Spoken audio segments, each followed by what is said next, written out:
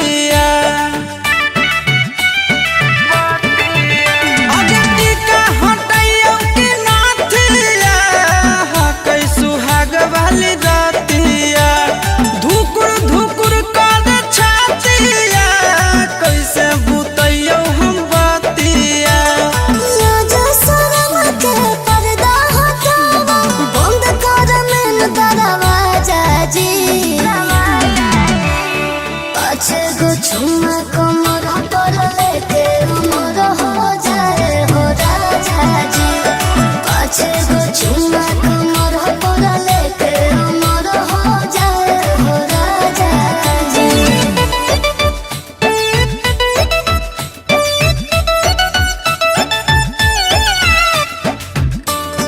चुम्मा कमर पर लेके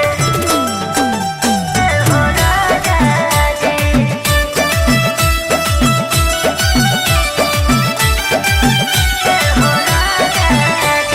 झर हो बलम जी कोहरा मारा तनी हिल कोहरा फूल में उठवा के रस चूस राजा जैसे के चूस है भोरा उमर हो तोर अभी काचा गे जान से होतले हो तो नया छागे जान मौका का फायदा उठा हो बलम जी भर के लूट ले हो माजा जी पाछे गो चुम्मा कमर पर लेके उमर हो जाए हो राजा जी पाछे गो चुम्मा कमर पर लेके उमर हो जाए हो राजा जी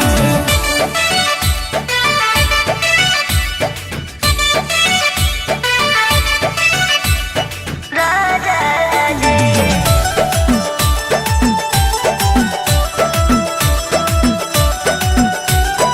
होते तो होवे देह खतर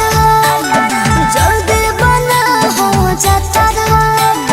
मोहरा पलंग के टूटते तयाज